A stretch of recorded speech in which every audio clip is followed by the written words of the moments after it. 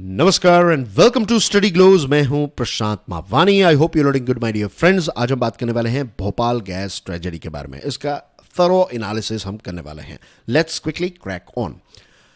USA की एक बहुत बड़ी कंपनी जिसका नाम है union carbide corporation, UCC. UCC की एक नियंत्रित कंपनी या फिर एक सहायक कंपनी, जिसको अंग्रेजी में कहते हैं हम सब्सिडियरी कंपनी।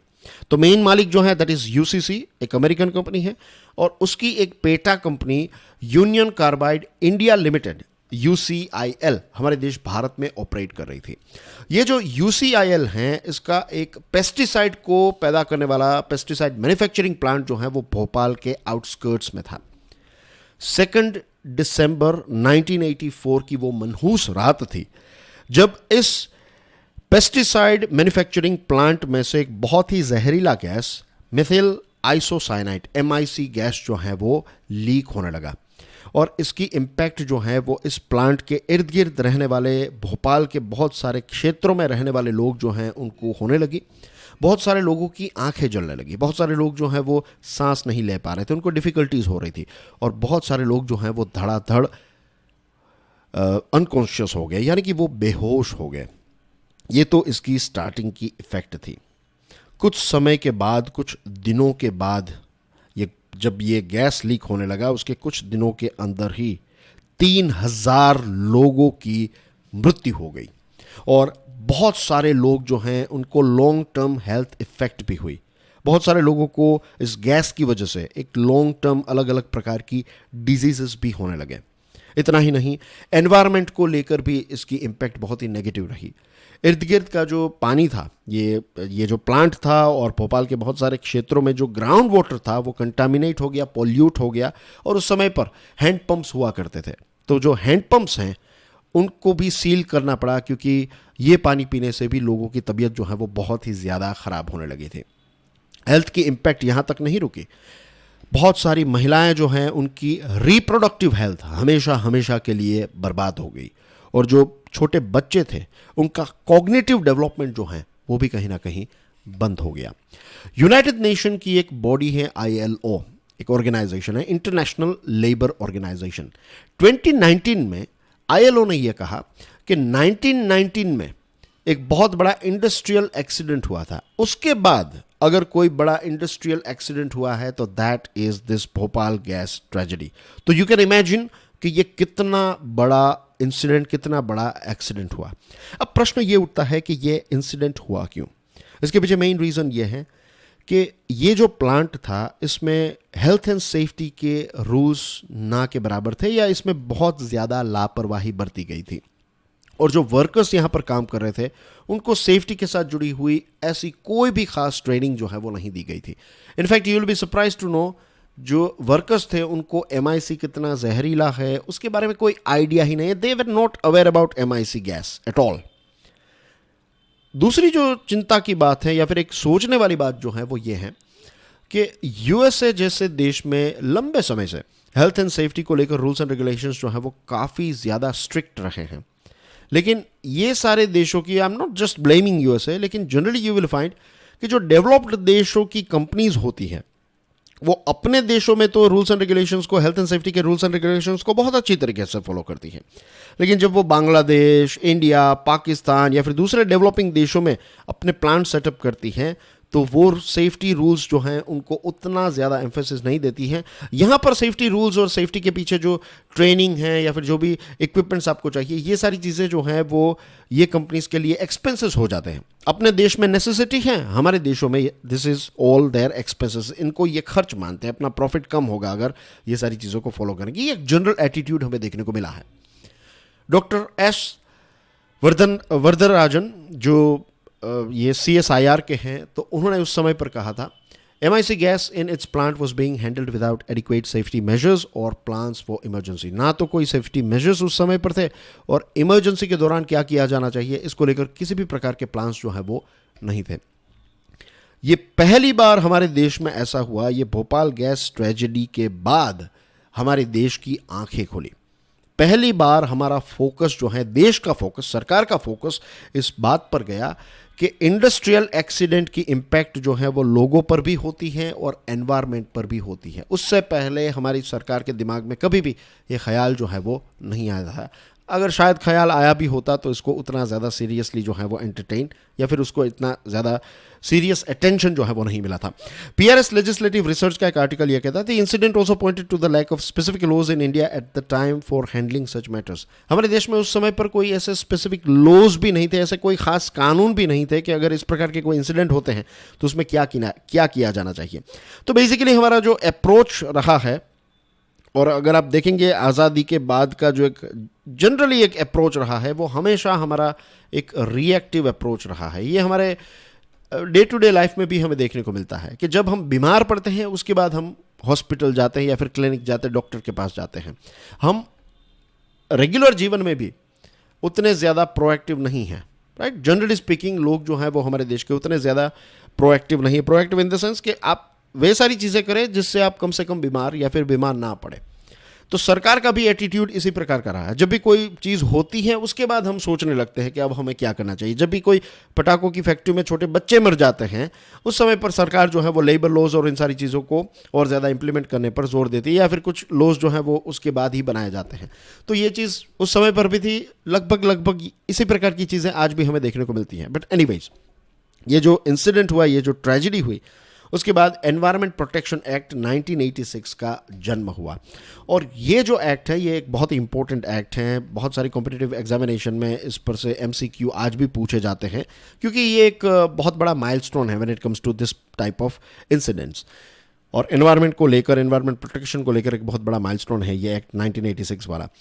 तो ये जो एक्ट है इसने सेंट्रल गवर्नमेंट को ये अथॉरिटी दी कि अगर इस प्रकार के इंडस्ट्रियल एक्टिविटीज़ की वजह से कोई इंसिडेंट्स होते हैं या फिर इंसिडेंट्स को रोकने के लिए जिसकी इंपैक्ट एनवायरनमेंट और पब्लिक सेफ्टी पर होती है या फिर हो सकती है, तो इसको लेकर इंडस्ट्रियल एक्टिविटीज़ को मेजर करना, इसको नापना और रेगुलेट करने की अथॉरिटी जो है वो सेंट्रल गवर्नमेंट को दी गई इस पर्टिकुलर एक्ट ने।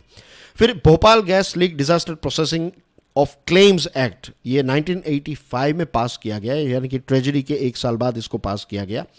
और ये जो एक्ट है ये सेंट्रल गवर्नमेंट को ये जो क्लेम्स हैं सेटल करने की एक्सक्लूसिव अथॉरिटी देता है कि एक कोई भी व्यक्ति, जो भी व्यक्ति इस भोपाल गैस लीक डिजास्टर के साथ जुड़ा हुआ है, राइट, प्रभावित व्यक्ति है, तो इस व्यक्ति का जो क्लेम है इसको रिप्रेजेंट करने का जो एक पावर है, एक्सक्लूसिव राइट है, वो सेंट्रल गवर्नमेंट के पास है as per this particular act.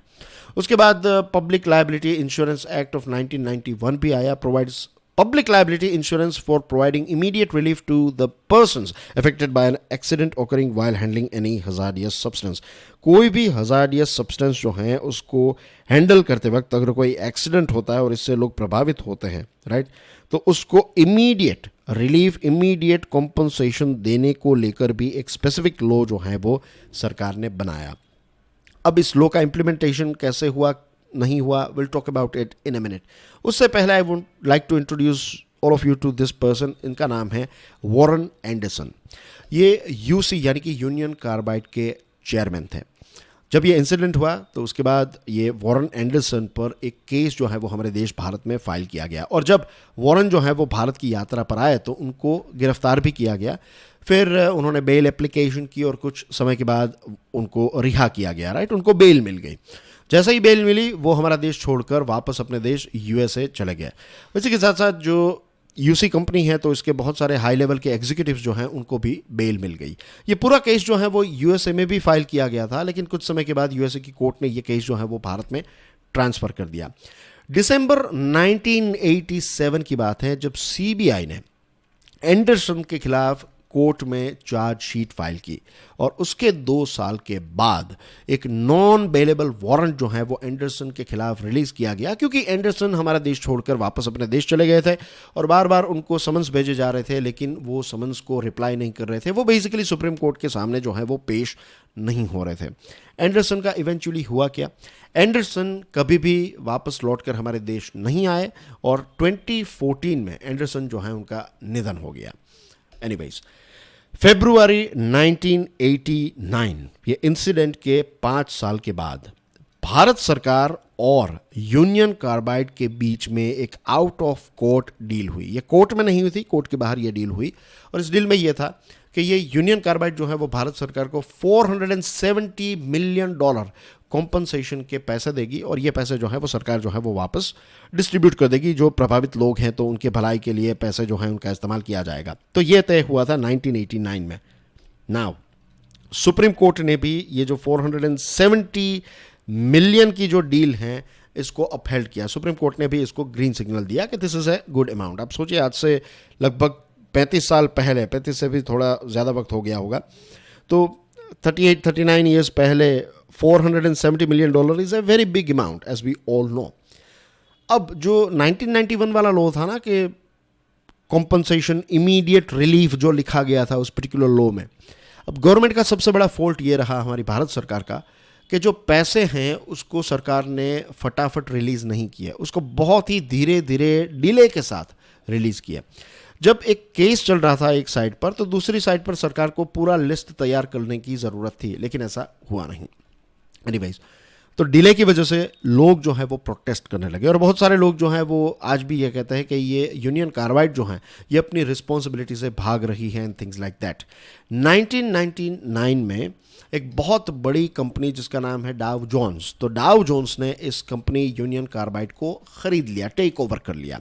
अब डाव जोन्स के पास जब ये कॉम्पनसेशन मांगा गया कि आप और ज़्यादा पैसे जो हैं वो प्रोवाइड कीजिए, तो डाव जोन्स ने कहा कि देखिए, जब हमने इस कंपनी को खरीदा, मीन्स ये 84 के टाइम पर जब ये इंसिडेंट हुआ, तब हम इस कंपनी के मालिक नहीं थे। उस समय की कंपनी जो थी उसका ओनर कोई और था, ओनर कंपनी जो थी वो कोई और कंपनी थी। अब हम इसके नए ओनर हैं, तो कॉम्पनसेशन जो है ये ऑलरेडी डील हो चुकी है सरकार और कंपनी के बीच में, तो अब जो है वो फिर से पैसे जो हैं वो आप हमसे नहीं मांग सकते। डाव जोन्स ने सुप्रीम कोर्ट का जो जजमेंट है उसके बारे में भी कहा, उस पर भी एम्फेसिस दिया कि गवर्नमेंट और कंपनी के बीच में डील हो चुकी है, तो नया कॉम्पनसेशन जो है वो फिर मांगने की कोई बात ही पैदा नहीं होती है।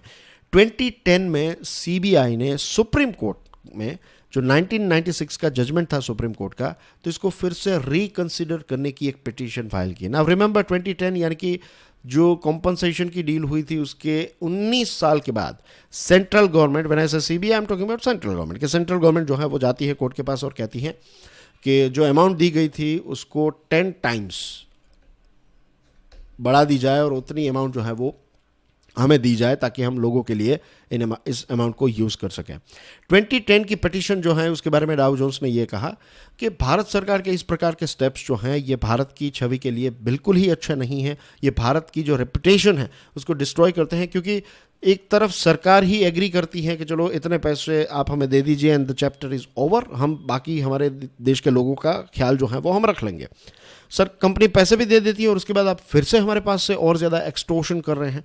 तो डाव जोन्स जो है उन्होंने कहा कि ये बराबर बात जो है वो 2010 की पिटीशन का रिप्लाई करते हुए कहा कि ये मीन्स कोई भी आकर आपके देश में इन्वेस्ट नहीं करेगा अगर सरकार इस प्रकार से हमारे साथ बिहेव करेगी। तो अक्टूबर 2022 में अटॉर्नी जनरल आर वेंकटरमणी ने 5 जज वाली सुप्रीम कोर्ट की बेंच को ये बताया कि हमने पूरी रिसर्च की और हमारे पास बहुत सारा ऐसा मटेरियल है जो ये बताता है कि दुनिया के दूसरे देशों में जब छोटे बड़े ऐसे इंसिडेंट्स हुए थे तो एक बार डील हो गई थी और उसके बाद फिर से पता चला सरकार को कि ये पैसे जो है वो पर्याप्त नहीं है, तो सेकंड टाइम जब पैसे मांगे और कोर्ट में केसेस गए तो कोर्ट ने फिर से रिकंसिडर किया और नई अमाउंट जो हैं वो उस पर्टिकुलर देश को मिली है, या फिर बहुत सारे देशों में ऐसे इंसिडेंट्स हुए हैं। तो हमारे यहाँ पर भी ऐसा कुछ होना चाहिए, ऐसा अटॉर्नी जनरल का कहना था सुप्रीम कोर्ट को। पिछले महीने में 2023 की बात है जब सुप्रीम कोर्ट में सेंट्रल गवर्नमेंट ने यह कहा कि it is keen to pursue it, saying it cannot abandon the people. Basically सरकार जो है वो और ज़्यादा कॉम्पनसेशन चाहती है और इसके लिए जो लड़ाई है वो लड़ने के लिए सरकार जो है वो तैयार है। ग्रास रूट रियलिटी ये है दोस्तों कि इतने सालों के डिले के बाद राइट स्टेटस क्यो को चेंज करना nearly impossible, I am not saying impossible, लेकिन बहुत ही ज़्यादा डिफिकल्ट है। उपेंद्र बख्शी जो लॉ प्रोफेसर हैं यूनिवर्सिटी ऑफ वॉर्विक के, उनका कहना है a heroic effort would be needed to enforce any ultimate result. अगर ये कॉम्पनसेशन जो है वो और ज़्यादा कॉम्पनसेशन हासिल करना है या फिर स्टेटस को चेंज करना है तो सरकार की तरफ से एक बहुत बड़ा एफर्ट, एक बहुत हीरोइक एफर्ट जो है वो करना पड़ेगा, वरना इसमें कोई भी बदलाव जो है वो नहीं होगा।